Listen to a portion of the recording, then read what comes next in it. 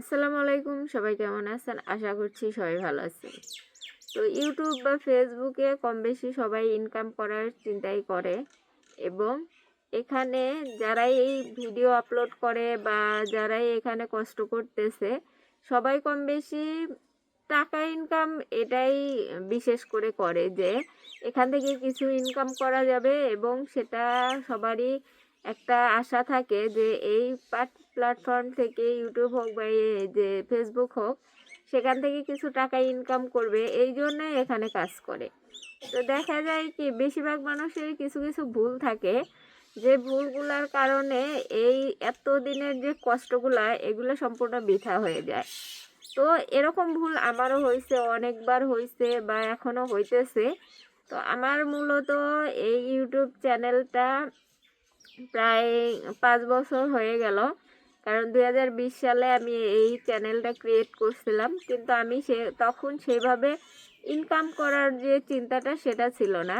আমি just create করছি, ছেড়ে দিছি, কোনো ভিডিও আপলোড দিতাম না বা সেরকমভাবে এই চ্যানেলে কোনো কাজ করতাম না। তারপরে 1 বছর যাওয়ার পরে দেখলাম না, সবাই এই ইউটিউব বা ফেসবুক থেকে কম বেশি আর্ন করার চিন্তা করতেছে বা চেষ্টা করতেছে।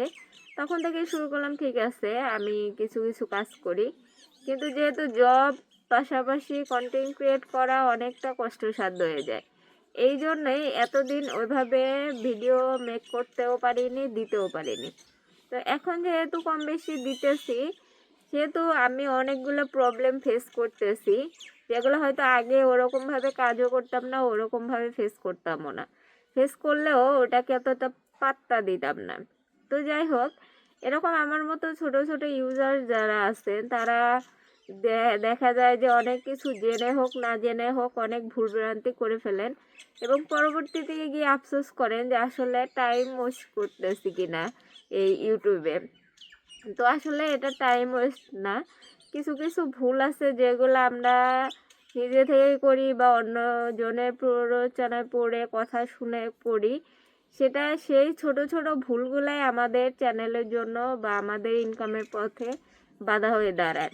তো যারা যারা এরকম ভুল করেন, ছোট ছোট ইউজার যারা আছে, তারা হয়তো বড় বড় ইউজারদের দেখে দেখে সেরকম সেম ভিডিও বানানোর চেষ্টা করে। আসলে এটা সম্পূর্ণ ভুল যে আপনি অন্যজনের দেখে ফলো করবেন, ঠিক আছে, কিন্তু অন্যজনের দেখে সেম সেম ভিডিও বানাইতে হবে এর কোনো মানে নাই।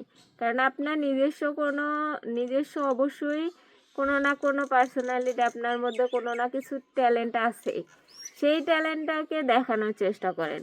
এবং সেই ট্যালেন্টটা যে কোনো কিছু হতে পারে, সেটা হতে পারে আপনি কথা বলতে এক্সপার্ট, বা রান্না করতে এক্সপার্ট, বা আপনি শিক্ষাদান করতে এক্সপার্ট, যে কোনো কাজেই আপনি এক্সপার্ট হন না কেন, সেই বিষয়টা নিয়ে কাজ করেন ফেসবুকে বা ইউটিউবে। আপনি অন্যজনকে দেখলেন যে সে এরকম ভিডিও বানাইতেছে, তার মানে আপনিও সেরকম ভিডিও বানাইতে গেলে আপনার দেখা যাবে কি যে আপনার তার মধ্যে যে ট্যালেন্টটা আছে সেই ট্যালেন্টটা হয়তো আপনার মধ্যে নাই। সেই জন্য সেইখানে ফেলিয়ারের সম্ভাবনাটাই বেশি। কারণ আপনার যে ট্যালেন্টটা আছে হয়তো অন্যজনের মাঝে নাই, আর অন্যজনের মাঝে যে ট্যালেন্টটা আছে সেটা হয়তো আপনার মাঝে নাই। তাই আপনি যেটা ভালো পারেন সেটাই করার চেষ্টা করেন। অন্যজন কি করলো না করলো সেটা আপনি ফলো করতে পারেন, বা আপনি যে টাইপের যে জিনিসগুলো করতে পছন্দ করেন, যারা এগুলো করতেছে তাদের ফলো করতে পারেন। সেম টু সেম সেইভাবে কাজ করতে গেলে আপনি কখনোই তাদের মতো পারফেক্ট হইতে পারবেন না, বরঞ্চ আপনার ক্ষতি বেশি হবে। তো আপনি যেটা ভালো পারেন সেটাই আপনি করার চেষ্টা করেন।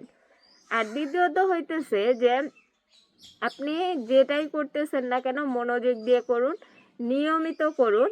আপনি ধরেন যে একটা অফিসে কাজ করেন, সেই অফিসে যদি আপনি নিয়মিত না যান, একদিন গেলেন এলেন না, তাহলে কি আপনার চাকরিটা থাকবে বা আপনার সেখানে থেকে স্যালারি আসবে?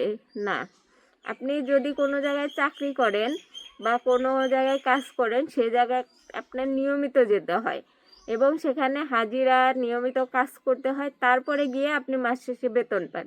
তো ইউটিউবের ক্ষেত্রেও এরকমই, আপনি মাসে যে আপনি যে কদিনই আপনার শিডিউল রাখবেন, যে কদিনই কাজ করেন না কেন নিয়ম মতো নিয়ম মেপে কাজ করবেন, তাহলে দেখবেন যে আপনি এটা একটা জব হিসেবে যখন নেবেন, তখন এটা ধীরে ধীরে এর সুফল আপনি পাবেন, এর থেকে পেমেন্টও পাবেন, টাকাও পাবেন, সবই পাবেন। কিন্তু আপনি যখন এটা অনিয়মিত করে ফেলবেন, আপনি যে কাজটাই করতেছেন না কেন, একদিন কাজ করলেন, একদিন করলেন না, একদিন ভিডিও আপলোড দিলেন, একদিন দিলেন না, তাহলে দেখা যাবে কি এই জিনিসটা, এই ইউটিউবের অ্যালগোরিদম এটাকে আপনাকে ওইভাবে প্রমোট করবে না। যখন প্রমোট করবে না তখন আপনার ভিডিও ভাইরাল হবে না, বা আপনি এর থেকে ভালো কিছু করতে পারবেন না। তো সেই জন্য আপনি যেটাই করেন না কেন সেটা নিয়মিতভাবে এবং নিয়ম মেনে এবং আপনার মনোযোগ দিয়ে, গুরুত্ব দিয়ে কাজটা করতে হবে, তাহলে আপনি এখানে সফল হতে পারবেন।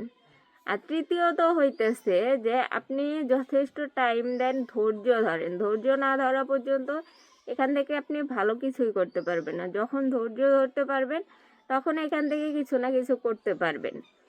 তো যেটাই করেন না কেন সেটাই মনোযোগ দিয়ে করলে এবং ধৈর্য সহকারে করলে সেটা আপনি ভবিষ্যতে গিয়ে আপনার জন্যই ভালো ভালো কিছু হবে। তো আজকে এই পর্যন্তই। এর পরের ভিডিওতে আপনাদের কিছু টিপস দেখাবো, শোনাবো। তো সবাই ভালো থাকেন, সুস্থ থাকেন। আল্লাহ হাফেজ।